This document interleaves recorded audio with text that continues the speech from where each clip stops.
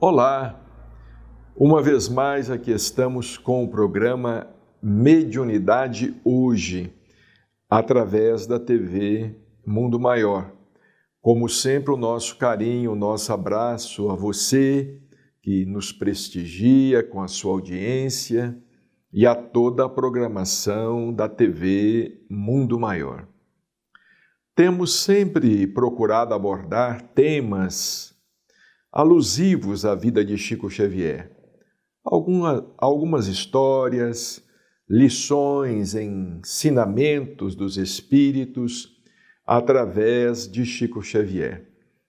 E hoje vamos recorrer uma vez mais ao que anotamos no livro As Bênçãos de Chico Xavier, livro que organizamos de nossa autoria, editado pela Didier de Votuporanga. Nós, ao longo do tempo de nossa convivência com Chico Xavier em Uberaba, fomos anotando muitas palavras, histórias, casos e reunimos esse material todo em diversas obras. E As Bênçãos de Chico Xavier é uma delas. Chico sempre nos ensina: alguém se queixara a ele das lutas cotidianas. Era espírita, esforçava-se, mas por vezes questionava o amparo do mundo espiritual. Como muitas vezes fazemos inadvertidamente, porque os espíritos não nos socorrem, não nos protegem, por que não intercedem, por que não interferem? Chico, como de hábito, tudo escutara em silêncio. Quando o amargurado companheiro terminou de enumerar as suas dificuldades, ele falou para que todos, no acanhado recinto em que nos encontrávamos, pudéssemos ouvir. E aí anotamos: os espíritos não deixam o trabalhador em estado de necessidade. Vejamos bem, os espíritos amigos não deixam o trabalhador em estado de necessidade. Se estamos trabalhando e estamos sofrendo, é porque, por enquanto, a nossa dívida tem superado a nossa boa vontade em resgatá-la. Jesus nos ensinou que um pai não dá pedra a um filho que lhe pede pão. Então é natural que estejamos trabalhando e, ao mesmo tempo, enfrentando as nossas provas, as nossas lutas, porque a condição de espírita não nos privilegia. Não somos diferentes. Estamos na Terra para resgatar o passado.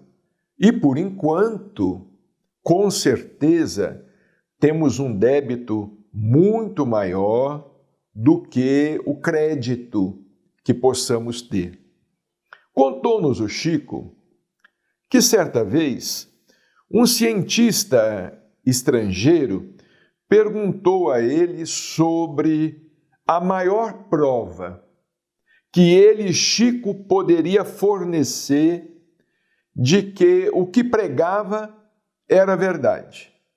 Certa vez, um cientista de um outro país, visitando Chico em Uberaba, perguntou a ele: qual que é a maior prova de que o Espiritismo é a verdade, de que a mensagem que você prega é verdade?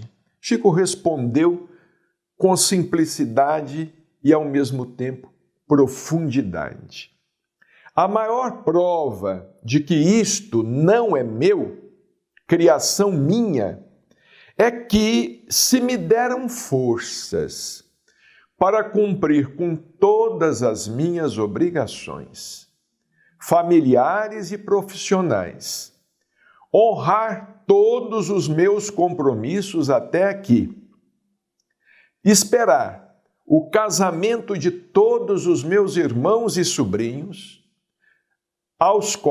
os quais ajudei a criar, para depois dedicar-me com a liberdade que tenho agora, forças para viver até aqui, sem prejudicar a quem quer que seja, então eu não posso estar sendo vítima de uma ilusão.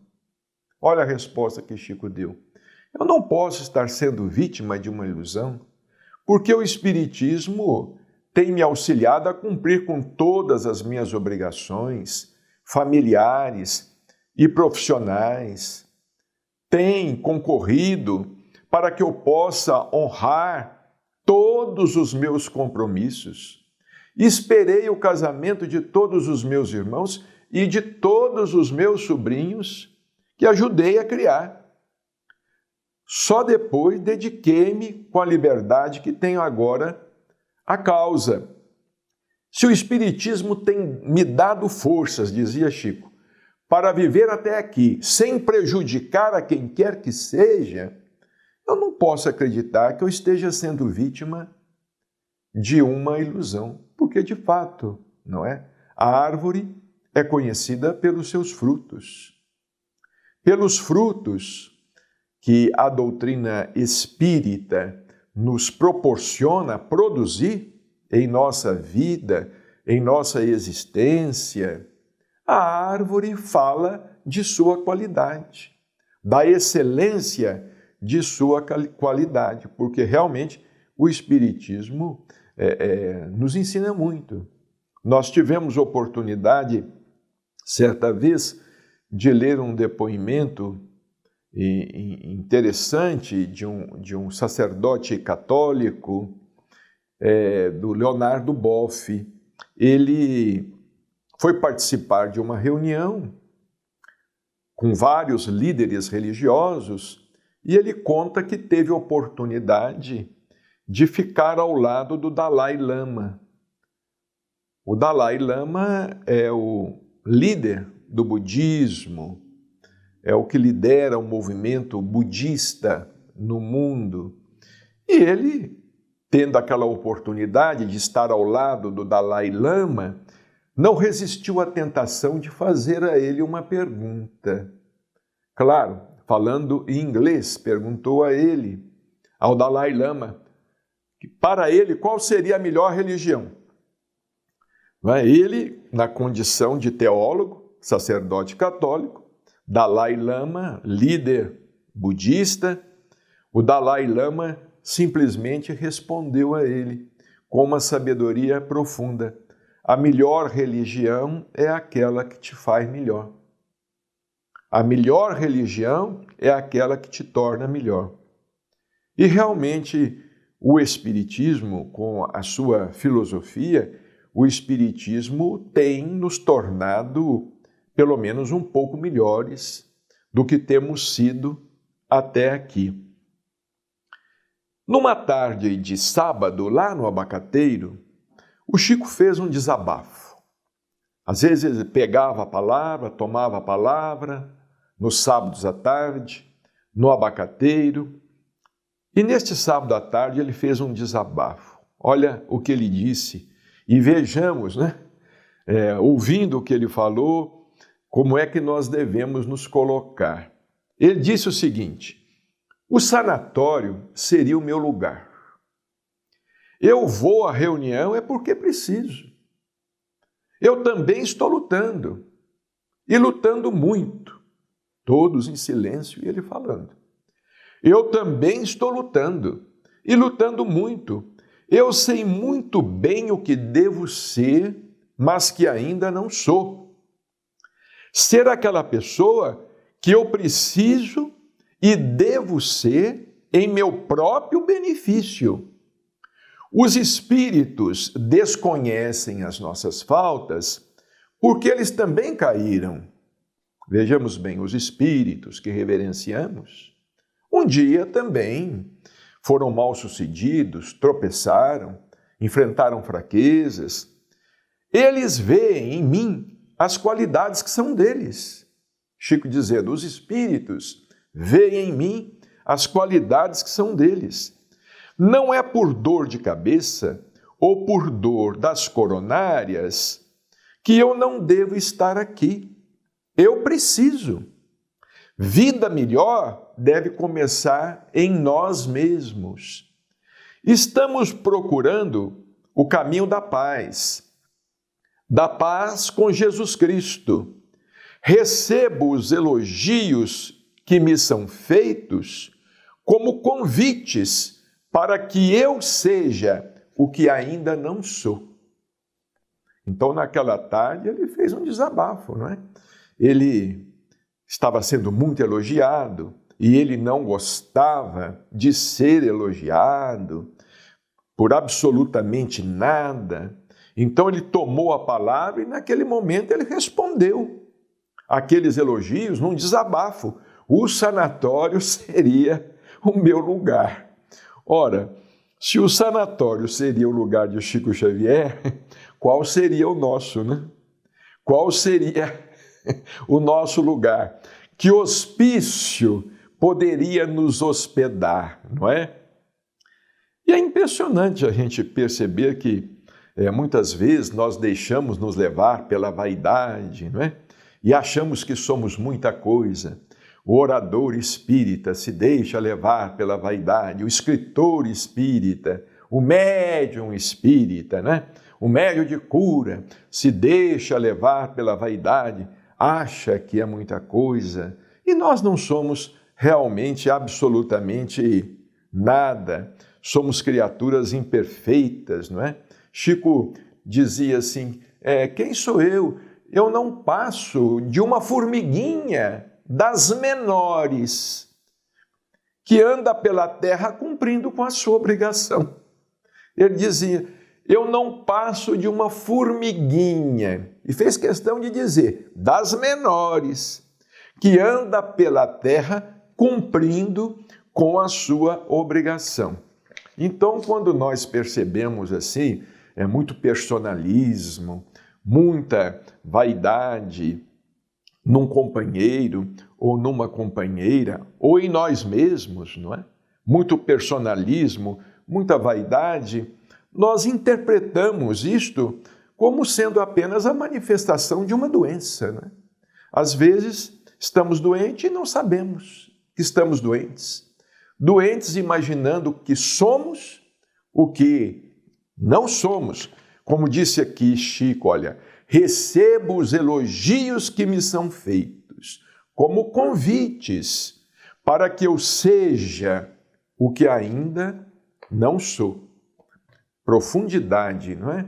Coisa extraordinária. E assim também que nós devemos receber elogios ou as palavras de incentivo, de encorajamento, não é?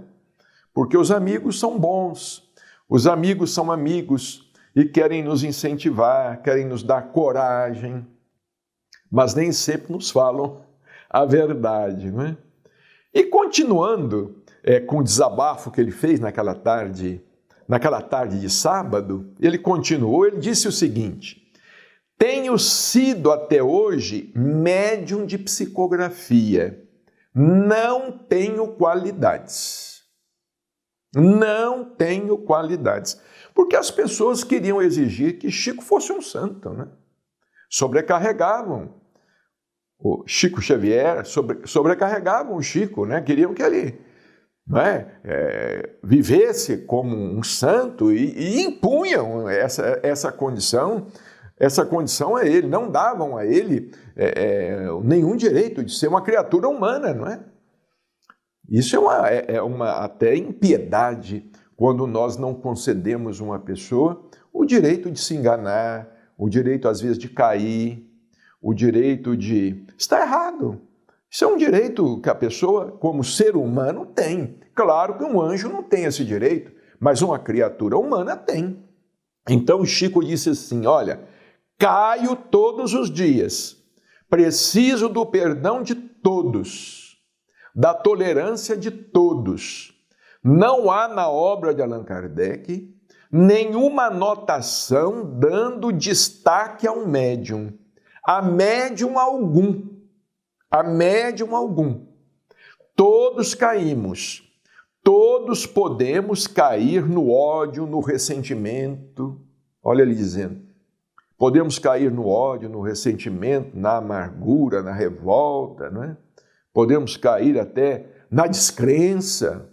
Todos podemos cair. Cair pela nossa soberba. Muitas vezes caímos pela soberba.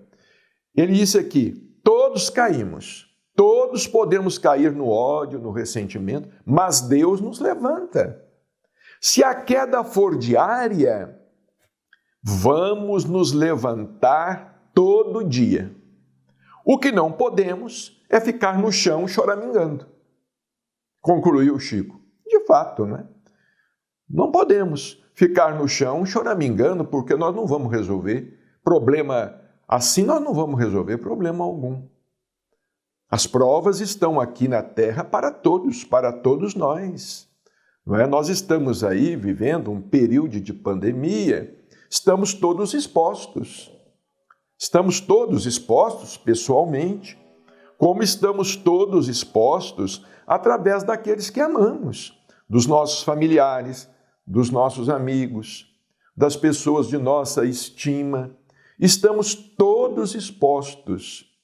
Nós precisamos ter essa compreensão, como nos ensinava Chico Xavier.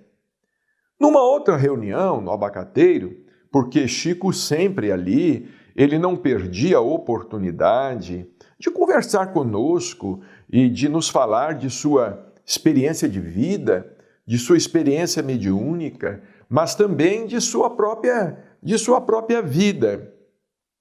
O tema naquela outra tarde no Abacateiro, versava sobre o jugo leve, o Cristo Consolador.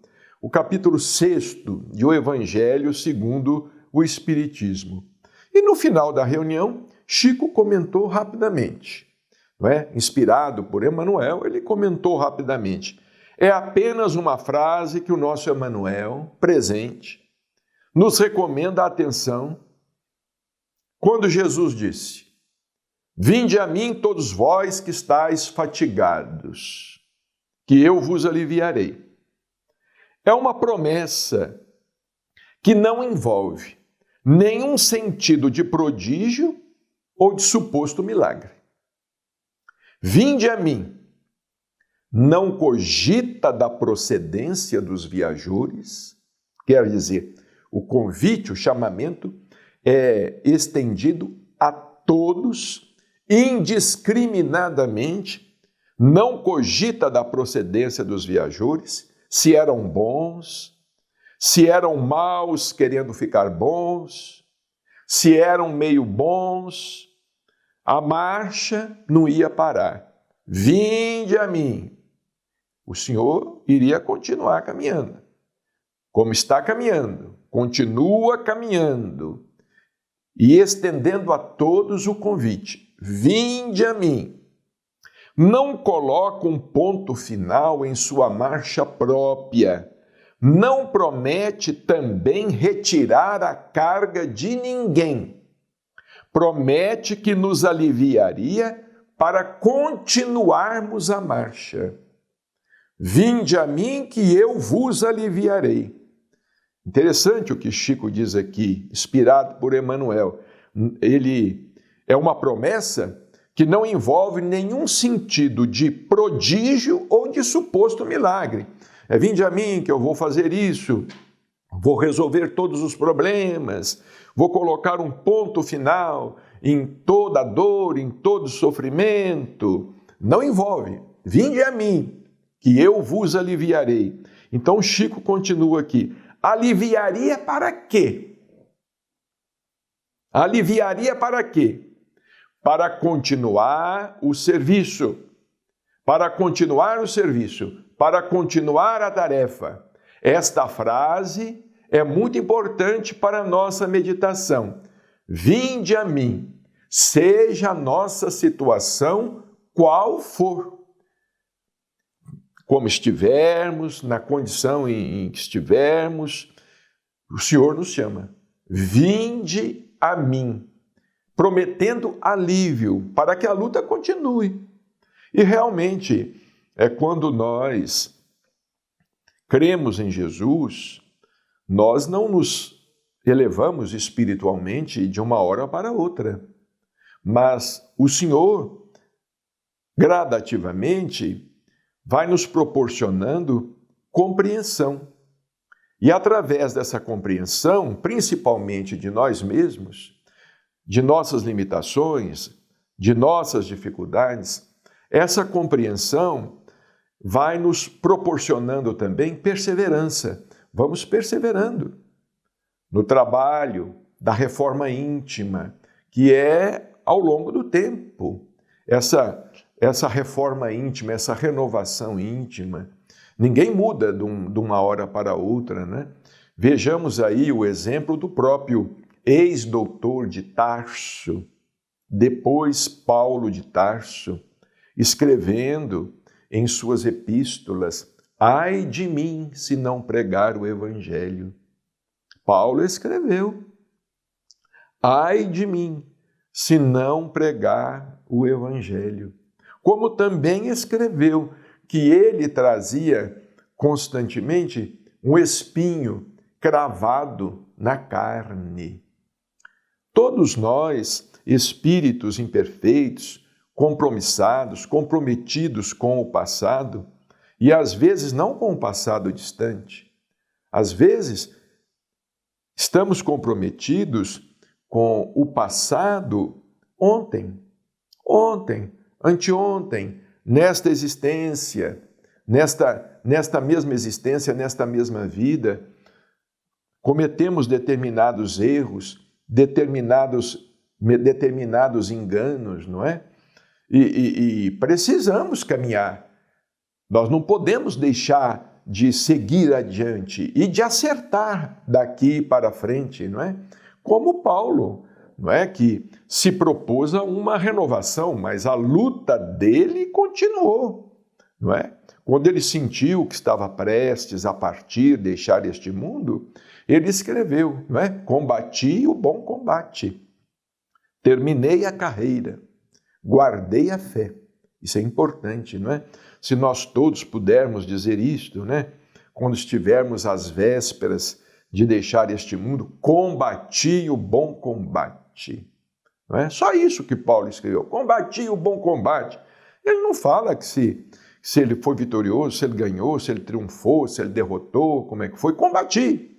Isso é importante, combater o bom combate, no bom combate sempre. Terminei a carreira, guardei a fé.